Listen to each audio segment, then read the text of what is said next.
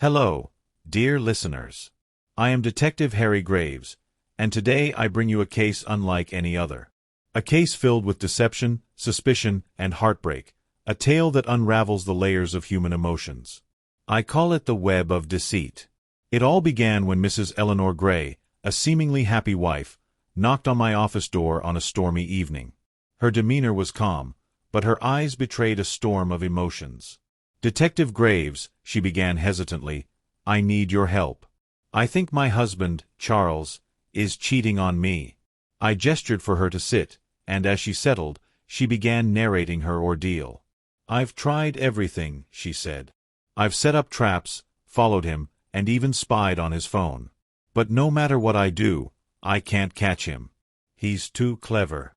Intrigued, I leaned forward. "Start from the beginning, Mrs. Gray. What led you to suspect him?"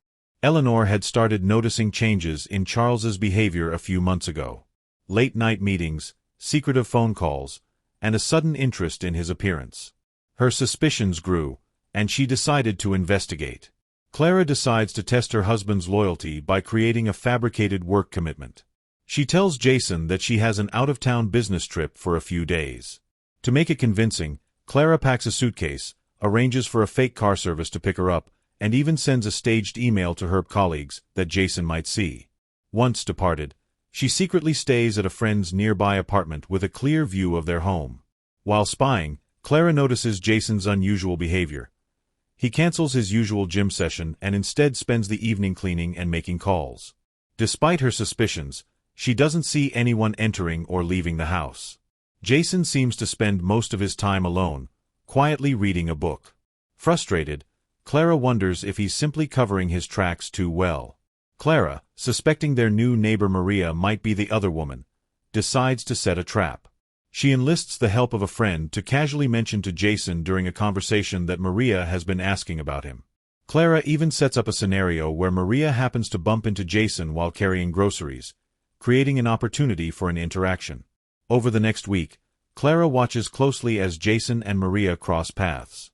Jason greets Maria politely but keeps the conversation brief and unremarkable. One evening, Clara notices Jason glancing toward Maria's house, and her heart sinks. However, when she checks his calendar, she finds no hidden meetings, and his behavior seems innocent. Despite this, Clara feels something is still off. As her frustrations mount, Clara secretly installs a tracking app on Jason's phone, enabling her to see his movements in real time. She's convinced this will be the ultimate proof of his betrayal. The first day, his routine is predictable: work, gym, home. On the second day, however, the tracker shows Jason making a detour to a quiet residential area. Clara follows him, her heart racing, only to find him parked outside an old building. Clara hides in her car, trying to make sense of the situation. Jason eventually emerges, holding what appears to be documents, and drives away. When she confronts him later that evening, Jason calmly explains he was visiting an old college friend who needed legal advice. He even shows her the papers as proof. Despite her meticulous traps, Jason remains calm and innocent at every turn, leaving Clara more confused and suspicious than ever. She realizes she needs professional help and decides to contact Detective Harry Graves. Each time, Eleanor was left frustrated and questioning her instincts. "I'm at my wit's end," she admitted to me. "I've even considered the secretary, his ex, and Lisa, but none of them seem to be involved. I need answers, detective." I agreed to take the case, sensing there was more to this than met the eye. The first step in my investigation was to study Charles's routine. I started following him discreetly, noting his movements and interactions. To uncover any hidden secrets, I installed a discreet surveillance camera in Charles's office. The idea was simple: if he was meeting someone privately or engaging in suspicious behavior, the camera would capture it. For days, the camera recorded Charles's work routine. At first glance, nothing seemed out of the ordinary. He worked late hours, attended virtual meetings, and occasionally exchanged pleasantries with his secretary, Janet. But then, something peculiar caught my attention. On multiple occasions, Charles opened a locked drawer in his desk. Each time, he seemed nervous, glancing over his shoulder before retrieving a small envelope. He would then place it in his briefcase and leave. Curiosity piqued, I obtained a warrant to inspect the contents of that drawer. To my surprise, the envelope contained old photographs and letters, seemingly sentimental items, but none provided a direct link to any illicit affair. While intriguing, the evidence wasn't enough to solve the puzzle. With the camera yielding no conclusive evidence, I turned to a more active approach. I hired an actress, Sophia, to pose as a potential friend and approach Charles.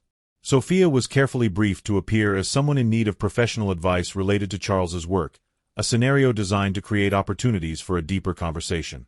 Sophia encountered Charles at his favorite cafe, where she accidentally spilled coffee near his table and used the moment to start a conversation. She played the part perfectly, engaging him in a friendly yet slightly flirtatious dialogue. Charles, however, was unyielding. He offered her polite but distant responses and quickly redirected the conversation to purely professional matters. When Sophia hinted at meeting again, he smiled politely and excused himself, stating he had a busy schedule. Later, Sophia reported back to me. He's sharp, she said. He didn't bite the bait. Either he's truly loyal or he's playing a very cautious game. For the final trap, I crafted a fictional persona, a stunning, charismatic woman named Lila Jones, with a social media profile that seemed credible and alluring. Eleanor and I meticulously filled her profile with posts showcasing a vibrant personality, interests aligned with Charles's hobbies, and carefully crafted messages designed to test his boundaries. Lila sent Charles a direct message. Hi Charles, I came across your profile while researching your company. You seem really accomplished. Mind if I ask a few questions about your career? Charles's initial response was neutral and professional. But we pressed further, adding subtle hints of personal interest. I can't believe someone as busy as you has time to help others. You must be so organized. I wish I had that skill. Despite the flattering tone, Charles never took the bait. He replied curtly, keeping the conversation strictly professional, and even forwarded the message to Eleanor, joking that he seemed to attract random admirers online. Eleanor was both frustrated and relieved. If he's guilty, he's covering his tracks too well, she said. After each trap failed, I began to realize that Charles's behavior wasn't typical of someone hiding an affair. Instead, it seemed like he was caught up in something deeper, something he didn't want to share, even with his wife. These failed attempts only added to the complexity of the case. If Charles wasn't involved with another woman, what was he hiding? Charles was either the most loyal man in the world or hiding something masterfully. It was time to look beyond the obvious and dig into his past, a decision that would eventually lead to the shocking truth behind the entire ordeal. One evening, while reviewing Charles's patterns, I noticed something unusual. Every Friday, he left work an hour early and took a different route home. Curious, I followed him. To my surprise, he stopped at a small bookstore and spent time browsing.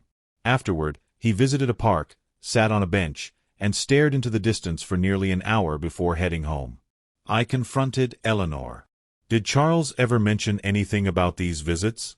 She shook her head. Never. I devised one last trap. I asked Eleanor to confront Charles while I observed from a distance. She accused him of having an affair, stating she had proof of his secret outings. Charles, visibly upset, denied everything but refused to explain his actions. That's when I stepped in. Mr. Gray, you've been leaving breadcrumbs, I said. Your behavior may seem innocent, but it doesn't add up. What are you hiding? Charles sighed, defeated. It's not what you think. I've been meeting someone, but it's not an affair. He revealed the truth. The person he was meeting was a woman, Isabel, Eleanor's ex-fiancée's sister. Charles explained, Isabel approached me a few months ago. She said she wanted to clear the air about her brother. She claimed Eleanor had hurt him deeply by breaking off their engagement and moving on so quickly. She seemed genuine at first, but then her tone changed. She started pressuring me, saying Eleanor didn't deserve happiness after what she did. I looked at Eleanor. She was pale, shocked by the revelation. She wanted revenge, Charles continued. I didn't know how to tell you without causing a rift, so I tried to handle it myself. But I realize now I should have come to you. With this new information, I set a trap for Isabel. We arranged a meeting where Charles pretended to give in to her demands. Hidden cameras and microphones captured everything: her plan to ruin Eleanor's marriage, her bitter words, and her admission of stalking Charles for months. Eleanor was devastated but relieved to learn the truth. Charles's loyalty had never wavered, and together, they confronted the shadows of the past. As for Isabel, she faced the consequences of her actions. This case was a stark reminder that not everything is as it seems. Jealousy, regret, and unresolved emotions can twist reality into something far darker than the truth. So, dear listeners, I leave you with this. Was Charles right to handle the situation on his own, or should he have involved Eleanor from the beginning? Could this all have been avoided with honest communication? Share your thoughts and theories in the comments below. Until next time, stay vigilant. And remember, not every mystery is what it seems. Detective Harry Graves, signing off.